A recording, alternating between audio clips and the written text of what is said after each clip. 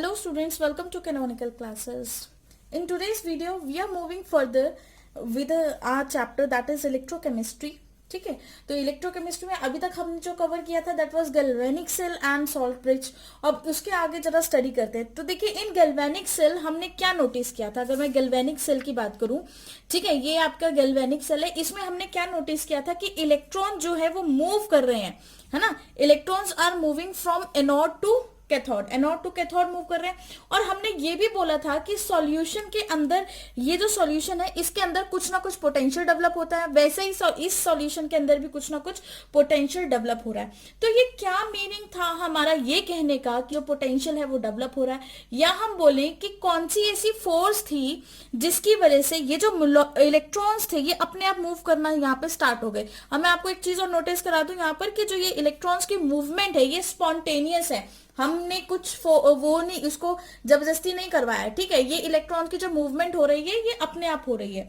तो ऐसा क्या हुआ कि इलेक्ट्रॉन्स अपने आप ही मूव करना स्टार्ट हो गए. सो वी कैन से कि कुछ ना कुछ फोर्स तो जरूर यहाँ पर एक्ट कर रही होगी जिसकी वजह से इलेक्ट्रॉन्स की मूवमेंट यहाँ से यहाँ होने लगी. ठीक है, तो हम क्या बोल सकते हैं कि कोई भी ड्राइविंग फोर्स, मतलब एक ऐसी फोर्स जो ड्राइव कर रही है इलेक्ट्रॉन्स को, driving force that make the electron move from anode to cathode, उसको बोला जाता है इलेक्ट्रोमोटिव फोर्स. ठीक है, क्या बोला जाता है? Electromotive force. तो जरा उसको समझते हैं पहले, व्हाट इज इलेक्ट्रोमोटिव फोर्स. तो देखिए क्या होता है इलेक्ट्रोमोटिव फोर्स. इलेक्ट्रोमोटिव फोर्स, ठीक है. What is electromotive force? Electromotive force simple क्या होते हैं, इलेक्ट्रॉन्स की मूवमेंट के लिए जो फोर्स अप्लाई की जा रही है हम उसको क्या बोलते हैं, इलेक्ट्रोमोटिव फोर्स बोल देते हैं. ठीक है, तो हम सिंपली इसको डिफाइन कर सकते हैं the driving force, the driving force, the driving force, ऐसी driving force that makes what, the electron, that makes the electron to move. जो इलेक्ट्रॉन्स को क्या करवा रहे हैं, मूव करवा रहे हैं. कहां से कहां मूव करा रहे हैं? That makes the electron to move from anode to cathode, move from anode to cathode. ठीक है, एनोड से कैथोड की तरफ जो मूवमेंट हो रही है, मतलब यहां से ये एनोड से इस कैथोड की तरफ जो मूवमेंट हो रही है, और इस मूवमेंट के लिए जो फोर्स रिस्पॉन्सिबल है, जो एक फोर्स काम कर रही है इस मूवमेंट के लिए, उसको हम क्या बोल देते हैं, इलेक्ट्रोमोटिव फोर्स. ठीक है, the driving force that makes the electron to move from anode towards the cathode या टू कैथोड, इसको क्या बोला जाता है, इज नोन एज, इसको आगे भी लिख सकते हैं, इज नोन एज, क्या बोलेंगे इसको, is known as electromotive force, electromotive force. ठीक है, और इसी इलेक्ट्रोमोटिव फोर्स को शॉर्ट फॉर्म में बोलते हैं ईएमएफ. इसी इलेक्ट्रोमोटिव फोर्स को शॉर्ट फॉर्म में क्या वर्ड यूज किया जाता है इसके लिए, ईएमएफ वर्ड यूज किया जाता है. ठीक है, अब देखिए, अब जब हम ईएमएफ को मेजर करते हैं, EMF can be measured by volt meter. हम ईएमएफ को किससे मेजर करते हैं, EMF is measured by voltmeter. ठीक है, वोल्ट मीटर से ईएमएफ को मेजर किया जाता है. बहुत इंपॉर्टेंट है कि वोल्ट मीटर से हम किसको मेजर करते हैं, ईएमएफ को हम मेजर करते हैं वोल्ट मीटर की हेल्प से. और अब आप ये भी याद रखना कि जब भी हम वोल्ट मीटर से मेजर करेंगे ईएमएफ को, और उसको मेजर करने के बाद जो रीडिंग आएगी उसे बोला जाएगा सेल पोटेंशियल. क्या बोला जाएगा, सेल पोटेंशियल. ठीक है, तो हम सिंपली बोल सकते हैं कि ईएमएफ की रीडिंग को क्या बोलते हैं हम, सेल पोटेंशियल, है ना. तो मैं अगर यहाँ पे शॉर्ट फॉर्म में लिख दूं इसको, ईएमएफ की जो वैल्यू है उसको क्या बोला जाता है, सेल पोटेंशियल, जो कि बहुत इंपॉर्टेंट चीज है. ठीक है, ये आपको नोट करना बहुत इंपॉर्टेंट है. अब देखिए एक चीज जो नोटिस करनी है यहाँ पर वो ये है कि जो ईएमएफ है ये डेवलप हो रहा है. ये जो ईएमएफ डेवलप हो रहा है ये कहाँ डेवलप हो रहा है, ये दोनों सेल्स के अंदर डेवलप हो रहा है. जिंक में भी डेवलप हो रहा है और कॉपर में भी डेवलप हो रहा है, दोनों की वजह से डेवलप हो रहा है. तो जिंक की इलेक्ट्रॉन डोनेटिंग पावर ज्यादा है, तभी तो जिंक Zn2 पॉजिटिव बन गया. ठीक है, +2 इलेक्ट्रॉन इसने लूज कर दिया और वो 2 इलेक्ट्रॉन इलेक्ट्रोड्स पे रह गए. ठीक है, उसी तरह से कॉपर क्या कर रहा है, कॉपर 2 पॉजिटिव यहाँ पे इकट्ठा हो रहा है सो दैट कि उसको इलेक्ट्रॉन्स मिल जाए जो जिंक की साइड से आ रहे हैं. तो जो ऑक्सीडेशन हाफ है वहां जिंक की वजह से पोटेंशियल डेवलप होगा। सिंपली अगर मैं बोलूं व्हाट इज पोटेंशियल डेवलप होना, तो इलेक्ट्रोड पोटेंशियल डेवलप होता है due to separation of charges, है ना। हम इसको यहाँ पे नोट करते हैं, electrical potential develop due to separation of charges. लिखेंगे यहाँ पे the electrode in electrode potential develops due to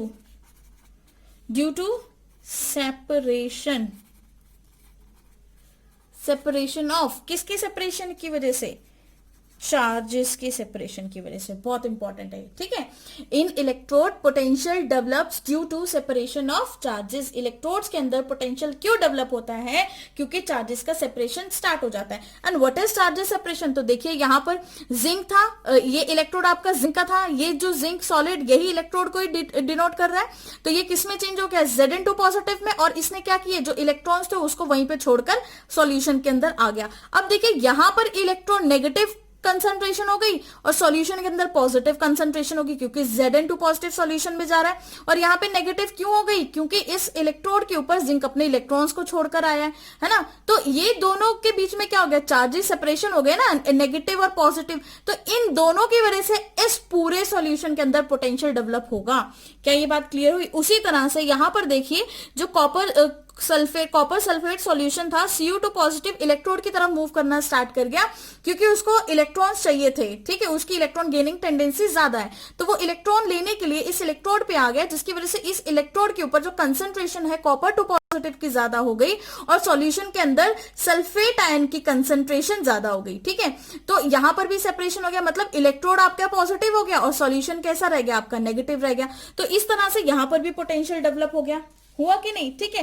तो चार्ज सेपरेशन, जो हमारा चार्ज सेपरेशन है ड्यू टू ऑक्सीडेशन, अगर हम बोले charge separation due to oxidation, ठीक है, क्योंकि जिंक के अंदर हमने देखा कि ऑक्सीडेशन हो रही थी, तो हम इसको ऐसे लिख सकते हैं, चार्ज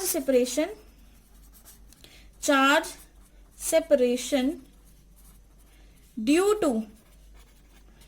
टू ऑक्सीडेशन। अगर चार्ज सेपरेशन ऑक्सीडेशन की वजह से हो रहा है, ठीक है, ये ऑक्सीडेशन वाली कैटेगरी में हो रहा है, then it is called oxidation potential, है ना। देन तो हम उसको क्या बोलेंगे, देन इट इज कॉल्ड, क्या बोला जाएगा, it is called oxidation potential, ठीक है, then it is called oxidation potential.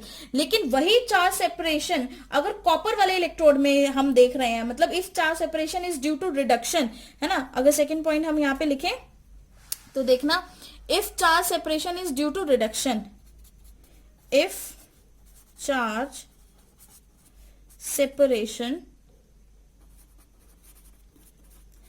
Is due to reduction, अगर चार्ज सेपरेशन रिडक्शन की वजह से है, देन इट इज कॉल्ड, उसको क्या बोला जाएगा, then it is called reduction potential, then it is called reduction potential. Very very important, ठीक है।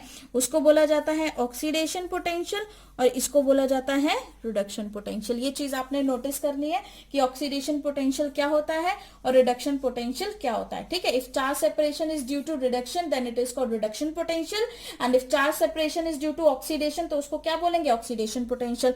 रिडक्शन पोटेंशियल, ऑक्सीडेशन पोटेंशियल को रिप्रेजेंट किया जाता है ई ऑक्सीडेशन से, जिसको हम शॉर्ट फॉर्म में ऐसे भी लिख सकते हैं, ई और ऑक्सीडेशन पोटेंशियल, ठीक है, ईपी। और इसको ई रिडक्शन, है ना, रिडक्शन पोटेंशियल, तो इसको हम ऐसे भी लिख सकते हैं, और ई रिडक्शन पोटेंशियल, ठीक है। जो आप अपने तरीके से जैसे भी उसको डिनोट करना चाहें आप कर सकते हैं, ठीक है। तो हम ये बोल सकते हैं कि जो पोटेंशियल हाफ है सेल का, जो मतलब किसी भी सेल का पोटेंशियल हाफ होता है, तो उसको मतलब सेल टोटल जो हमारे पास पोटेंशियल है वो तो सेल पोटेंशियल होगा, क्योंकि ऑक्सीडेशन पोटेंशियल और रिडक्शन पोटेंशियल को मिलके ही सेल पोटेंशियल बनाते हैं। क्यों बनाते हैं, क्योंकि देखिए ये आपके पास सेल है, इसमें ये ऑक्सीडेशन हो रही है और ये रिडक्शन हो रही है। जब ऑक्सीडेशन रिडक्शन बनके ही एक पूरा गैल्वेनिक सेल बना रहे हैं, पूरी रिडॉक्स रिएक्शन बनकर ही गैल्वेनिक सेल बना रही है, उसी तरह से जो ऑक्सीडेशन का जो पोटेंशियल है, रिडक्शन का पोटेंशियल है, वो दोनों मिलकर क्या बनाएंगे, इस पूरे सेल का पोटेंशियल बनाएंगे कि नहीं, ठीक है। तो सेल पोटेंशियल अगर मुझे डिफाइन करना है तो पूरे सेल का जो पोटेंशियल होगा दैट इज सेल पोटेंशियल, ठीक है। The potential of whole cell is known as cell potential. हम इसको लिख सकते हैं the potential of whole cell is known as cell potential, is known as cell potential. Oxidation half plus reduction half,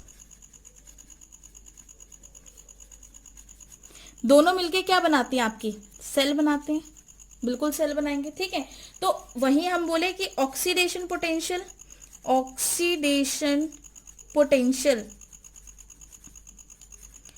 plus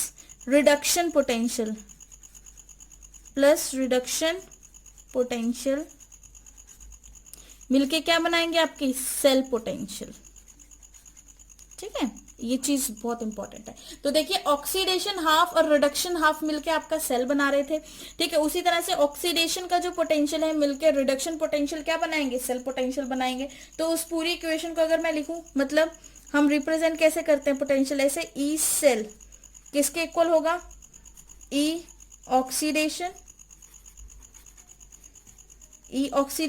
plus E reduction, ठीक है। उसी cell की ई oxidation plus ई reduction, और ऑक्सीडेशन कहाँ हो रही है, एनोड पे, इसको भी नोट करना इंपॉर्टेंट है। और ये कहाँ पे हो रही है, कैथोड पे, ठीक है, इसको भी नोट करना इंपॉर्टेंट है। तो एनोड कैथोड आपने लिख लिया, ठीक है। अब हमें ये पता है, वी नो रिडक्शन पोटेंशियल जो होता है वो हमेशा ऑलवेज इक्वल एंड अपोजिट होता है ऑक्सीडेशन पोटेंशियल का, किसी के भी, है ना। तो हम इस पॉइंट को यहाँ पे नोट करते हैं कि जो रिडक्शन पोटेंशियल है, reduction potential is always equal, वो हमेशा इक्वल होगा and opposite, equal and opposite to, किसके इक्वल एंड ऑपोजिट होगा, ऑक्सीडेशन पोटेंशियल के, ऑक्सीडेशन पोटेंशियल के। ये चीज बहुत इंपॉर्टेंट है, ठीक है, जो आपको अंडरस्टैंड होनी बहुत ज्यादा जरूरी है। तो देखिए सपोज मैंने लिखा है, यहां पर मैंने लिखती हूं कि ई रिडक्शन पोटेंशियल है, ठीक है। तो इसकी वैल्यू किसके इक्वल होगी, ई ऑक्सीडेशन पोटेंशियल के इक्वल होगी, क्योंकि मैंने बोला है कि reduction potential is always equal to oxidation potential. लेकिन यहाँ पर इक्वल के साथ साथ मैं एक और चीज ज्वाइन कर दी, दैट इज ऑपोजिट, है ना। तो अगर ये पॉजिटिव है तो ये क्या हो जाएगा, नेगेटिव हो जाएगा, तो ये हो जाएगी ना यहाँ पे कंडीशन, ठीक है। तो ये इस चीज को भी आप नोट करें कि जो हमारा रिडक्शन पोटेंशियल है वो ऑलवेज किसके इक्वल होता है, equal and opposite to oxidation potential. तो इसका मतलब मेरे पास यहाँ पे जो एनोड की जो ऑक्सीडेशन है, मैं एनोड या कैथोड दोनों में से किसी के लिए भी लिख सकती हूँ, तो मैं यहाँ पे एनोड को ले रही हूँ पहले, ठीक है। तो अगर मैं यहाँ पे एनोड की बात करूं, मतलब ये भी मैंने एनोड का लिया है, इसको भी मैं एनोड का ले रही हूँ और इसको भी मैं एनोड का ले रही हूँ, ठीक है। ये मैं एनोड का ले रही हूँ, अज्यूम किया। तो अब देखिए यहाँ पर क्या ऑक्सीडेशन पोटेंशियल किसके इक्वल था, रिडक्शन पोटेंशियल के। तो यहाँ पे तो ऑक्सीडेशन पोटेंशियल जो है आपका पॉजिटिव में है ना, और यहाँ पर जो ऑक्सीडेशन पोटेंशियल नेगेटिव में। तो मतलब हम इसको कैसे लिख सकते हैं, हम इसको ऐसे लिख सकते हैं, E cell is equal to किसके इक्वल होगा, माइनस ई रिडक्शन पोटेंशियल। बिल्कुल लिख सकते हैं कि नहीं, क्योंकि ऑक्सीडेशन यहाँ पे किसके इक्वल होगा, रिडक्शन पोटेंशियल के होगा इक्वल, लेकिन उसके ऑपोजिट के इक्वल होगा, ठीक है, इक्वल एंड ऑपोजिट होंगे। तो मैं इसको ऐसे लिख सकती हूँ, प्लस हम क्या करेंगे, ई रिडक्शन पोटेंशियल ऑफ, ये किसका था, एनोड का था, और ये किसका था, कैथोड का था। वेरी इंपॉर्टेंट, ये चीज लिखना मत भूला करें आप, ठीक है, नहीं तो एरर होने के चांसेस बहुत ज्यादा बढ़ जाते हैं। तो अब हमेशा आपको याद रखना है कि हमें जो डाटा गिवन होता है वो हमेशा रिडक्शन पोटेंशियल के रिस्पेक्ट में गिवन होता है, इसीलिए मैं रिडक्शन पोटेंशियल के रिस्पेक्ट में इसको फाइंड आउट कर रही हूँ, ठीक है। तो मैं इसको अगर रीअरेंज करूं अच्छे से तो क्या बन जाएगा मेरे पास, E cell is equal to किसके इक्वल हो जाएगा, ई रिडक्शन पोटेंशियल, है ना, E reduction potential of cathode. अगर मैं कैथोड को पहले लिख देती हूँ, ठीक है, माइनस, अगर ई रिडक्शन पोटेंशियल ऑफ कैथोड किया है तो माइनस करो इसको किससे, ई रिडक्शन पोटेंशियल ऑफ किसका, एनोड का, है ना। कैथोड के रिडक्शन पोटेंशियल को किससे आपने माइनस कर दिया, एनोड के रिडक्शन पोटेंशियल से। कुछ भी नहीं किया, बस आपने इसको अरेंज किया है अच्छे से, ठीक है। माइनस को पीछे ले गए, पॉजिटिव वाले को आगे ले आए, ठीक है। तो हमेशा याद रखना कि मैंने रिडक्शन पोटेंशियल के टर्म में क्यों वैल्यू यूज की, क्योंकि हमें जो डाटा गिवन होता है वो रिडक्शन पोटेंशियल के बेसिस पर ही गिवन होता है, और आपके बुक्स में भी जो फॉर्मूला मिलेगा आपको इसी को मिलेगा। तो इसको बॉक्स के अंदर डालते हैं, जो कि हमारा रूल है कि कोई भी अगर हमारे पास नया वो आता है, फॉर्मूला आता है, तो हम उसको हमेशा बॉक्स के अंदर डाल देते हैं, ठीक है। तो यहां से आपने फाइंड आउट कर लिया ई सेल किसके इक्वल होता है, E reduction potential of cathode minus reduction potential of anode. अब आप देखिए यहां पर हमेशा नोटिस करना, यहां पे ऑक्सीडेशन हो रही है और यहां पर रिडक्शन हो रही है, ठीक है। तो कैथोड आपका राइट साइड है और एनोड आपका लेफ्ट साइड है। तो इसको हम कैसे लिख सकते हैं, ठीक है। इसको एक और तरीके से हम यहाँ पे लिखकर मैं आपको बता रही हूँ। ई सेल अगर आपको फाइंड आउट करना होता है तो हम इसको ऐसे भी कर सकते हैं, ई राइट, क्योंकि राइट में आपका कैथोड था, माइनस ई लेफ्ट, ठीक है। तो इस फॉर्मूले से भी आप फाइंड आउट कर सकते हो, ई लेफ्ट, ई राइट माइनस ई लेफ्ट, ओके। या फिर सिंपली बोलो ई कैथोड माइनस ई एनोड, या फिर इसको ऐसे भी कर सकते हैं, ई कैथोड माइनस ई एनोड। मतलब किसी भी तरीके से आप इसको पुट कर लो, कोई फर्क नहीं पड़ता, क्योंकि वैल्यूज तो वो सेम ही आनी है, ठीक है। इस तरह से किसी भी वे से आपको ये फॉर्मूला गिवन हो सकता है। देखिए स्टूडेंट्स, अब पर्टिकुलरली अगर मैं इस सेल को देख रही हूँ, ये मेरे पास गैल्वेनिक सेल है, ठीक है। अगर मुझे इसको देखकर मुझे पर्टिकुलरली बोला जाए कि आप इस सिंपल दिस बीकर, ये जो सॉल्यूशन है, इसका इलेक्ट्रोड पोटेंशियल बताइए, ठीक है, या इसका नहीं तो इसका इलेक्ट्रोड पोटेंशियल बताइए, आप पर्टिकुलरली आप दोनों में से किसी एक का इलेक्ट्रोड पोटेंशियल बताइए इस सेल के अंदर। तो अगर एक का बताओ तो ऐसा पॉसिबल नहीं होगा। सेल के अंदर ओवरऑल इलेक्ट्रोड पोटेंशियल आता है, बट पर्टिकुलर इलेक्ट्रोड का आप इलेक्ट्रोड पोटेंशियल फाइंड आउट नहीं कर सकते। मतलब अगर आप इसका इलेक्ट्रोड पोटेंशियल निकालोगे तो वो इस पूरे सेल का आएगा। अगर मैं बोलूं कि इस इतने से का निकालो, इसका निकालो, इस इलेक्ट्रोड का निकालो, तो ऐसा पॉसिबल नहीं है। या हम बोले इस इलेक्ट्रोड का निकालो, तो ऐसा भी पॉसिबल नहीं है। बट इनका डिफरेंस हम मेजर कर सकते हैं, जो कि अभी हमने किया था ई कैथोड माइनस ई एनोड करके, ठीक है। और या फिर हम बोले तो सिंपली वोल्ट मीटर से फाइंड आउट कर सकते हैं, क्योंकि अगर आप अकेले का फाइंड आउट करोगे तो सर्किट कंप्लीट नहीं होगा, है ना। क्योंकि अगर मैं इसका फाइंड आउट करूंगी तो ये इंटरफेयर कर रहा है, और इसका फाइंड आउट करूंगी तो ये इंटरफेयर कर रहा है। अब सपोज मैंने अगर इसका फाइंड आउट करना है और मैं इसको नहीं लगाती तो ये सर्किट ही नहीं कंप्लीट होगा, ये सर्किट इतना रह गया। या फिर मैं बोलूं कि मैं इसका मुझे इसका फाइंड आउट करना है और इसको मैंने हटा दिया यहां से, तो सर्किट कंप्लीट ही नहीं होगा। सिंपल वोल्ट मीटर को भी तो किसी और से जोड़ना पड़ेगा, 2 पॉइंट्स होंगे उसके, एक इससे जोड़ोगे, दूसरा किसी और से जोड़ोगे, तभी तो पॉसिबल होगा, ठीक है। तो अगर हम बोलें कि इन दोनों में से किसी एक को रखते हैं, दूसरी साइड खाली कर देते हैं, तो ऐसा पॉसिबल नहीं होगा, क्योंकि इलेक्ट्रोड पोटेंशियल को फाइंड आउट करने के लिए हमें कुछ ऐसा करना पड़ेगा जिससे सर्किट भी कंप्लीट हो जाए और पोटेंशियल भी सिर्फ एक ही इलेक्ट्रोड का है ना। क्योंकि अगर मैं एक को कर रही हूं तो सर्किट मेरा कंप्लीट नहीं हो रहा। तो ये पॉसिबल कंडीशन कब हो सकती है, मतलब ऐसा कैसे हो सकता है कि मेरा सर्किट भी कंप्लीट आ जाए और दूसरे का इलेक्ट्रोड पोटेंशियल हमारा क्या करे, इंटरफेयर भी ना करे। तो ये पॉसिबल तभी हो सकता है जब हम कोई रेफरेंस इलेक्ट्रोड लेके आए, very very important, reference electrode. और ये जो रेफरेंस इलेक्ट्रोड है हमें किसने दिया, आईयूपैक, ठीक है, जो हमारी केमिस्ट्री की सबसे बड़ी संस्था बोलते हैं जिसको हम, है ना। उसने क्या बोला है कि रेफरेंस इलेक्ट्रोड यूज करो, और उस रेफरेंस इलेक्ट्रोड को किस नाम से जाना जाता है, शी के नाम से जाना जाता है। किस नाम से जाना जाता है, she. What is she, she is standard, क्या है, शी को क्या बोलते हैं, स्टैंडर्ड इलेक्ट्रोड पोटेंशियल, ठीक है। शी को कैसे रिप्रेजेंट किया जाता है, स्टैंडर्ड इलेक्ट्रोड पोटेंशियल।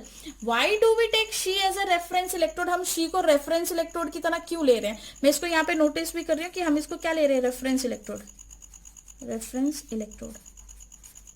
देखिए शी के बिना तो कुछ भी पॉसिबल नहीं है, ना यहाँ ना हमारे यहाँ, है ना। शी के बिना तो कुछ भी पॉसिबल नहीं हो सकता ना। तो why do we take SHE as a reference electrode, it is because its electrode potential is, क्यों लिया जाता है, it is because its electrode potential is assumed, क्या कितना assume किया जाएगा, is assumed to be 0.00 volts, very important, ठीक है, कितना अज्यूम किया जाता है इसका इलेक्ट्रोड पोटेंशियल 0.00 वोल्ट्स। और जब आप इसका इलेक्ट्रोड पोटेंशियल इतना अज्यूम कर लेते हो तो इसका मतलब अगर मान लीजिए कि ये सेल मैंने जिंक का निकालना है और यहां मैंने लगा दिया शी, ठीक है, तो इलेक्ट्रोड पोटेंशियल तो सिर्फ इसका आएगा ना, यहाँ पे जो ये शी आप यहाँ पे अप्लाई करोगे इसका तो 0 आएगा, तो जितनी भी रीडिंग आएगी वो इसकी वजह से आएगी। ठीक है, तो इस तरीके से आप फाइंड आउट कर सकते हो किसी एक का इलेक्ट्रोड पोटेंशियल। कंडीशन क्या है कि आपको एक साइड पे रेफरेंस इलेक्ट्रोड लगाना पड़ेगा and that reference electrode is standard electrode potential. And what is she, मतलब ये शी होता क्या है एक्चुअली में, तो ये देखते हैं। जो शी है इट कंसिस्ट ऑफ एक इन्वर्टेड ट्यूब टाइप होती है। ठीक है, एक इन्वर्टेड ट्यूब है जिसमें हम प्लैटिनम इलेक्ट्रोड लगाते हैं। It consist of a platinum electrode. Okay, platinum electrode contain करता है जो कि कांटेक्ट में होती है इन कांटेक्ट विद सॉल्यूशन, और वो सॉल्यूशन जो भी होगा इन कांटेक्ट विद सॉल्यूशन जो कि कैसा होगा, एक्वस H पॉजिटिव आयन का सॉल्यूशन होगा। ठीक है, plus H2 gas, in contact with H2 gas and aqueous H positive ions. ठीक है, लेकिन कंडीशन क्या है, एट स्टैंडर्ड स्टेट कंडीशंस। ठीक है, स्टैंडर्ड कंडीशंस पे होगा, और स्टैंडर्ड कंडीशंस क्या होती हैं आपकी, टेम्परेचर 298 केल्विन। ओके, ये हम नहीं बोल रहे हैं, ये आयुपेक बोलता है कि आपको इतना टेम्परेचर लेना पड़ेगा, और प्रेशर कितना लेना पड़ेगा, 1 atmosphere. Pressure is equal to 1 atmosphere, इतना प्रेशर लेंगे। और जो कंसंट्रेशन आपने लेनी है वो कितनी लेनी है, 1 मोलर कंसंट्रेशन। ठीक है, क्लियर है ये चीज, टेम्परेचर इतना, प्रेशर इतना, और कंसंट्रेशन को सी से रिप्रेजेंट कर देते हैं, 1 मोलर कंसंट्रेशन लेनी है। तो अब देखिए होता क्या है, ये एक्चुअल में होगा क्या, एक इन्वर्टेड ट्यूब होगी। सिंपली आप इस तरह से इसको ड्रॉ कर सकते हैं। ठीक है, इस तरह से ट्यूब होगी, यहां से ये ओपन रहती है थोड़ी सी, इस तरह से ये ट्यूब होगी, और इस ट्यूब को एक बीकर के अंदर डाला जाता है। थोड़ा सा और नीचे ले आते हैं इसको, यहां तक। ओके, इस तरह से ट्यूब होगी और इसके अंदर सॉल्यूशन प्रेजेंट होगा। इस सॉल्यूशन को मैं ऐसे शो कर देती हूँ, लीजिए, ताकि आपको भी क्लियर हो जाए। यहाँ पे ये सॉल्यूशन पड़ा है। सपोज हम 1 मोलर HCl का सॉल्यूशन ले लेते हैं, 1 मोलर HCl, क्योंकि मैंने यहाँ पे देखो कंसंट्रेशन आपको 1 मोलर बोली है ना, तो मैं 1 मोलर से ज्यादा कंसंट्रेशन नहीं ले सकती। ये जो पोर्शन है ये किससे कनेक्टेड होता है, कनेक्टेड टू हाइड्रोजन सिलेंडर। मैं यहाँ हाइड्रोजन सिलेंडर ड्रॉ करके नहीं दिखा रही हूँ, मैं सिर्फ लिख रही हूँ कनेक्टेड टू हाइड्रोजन सिलेंडर।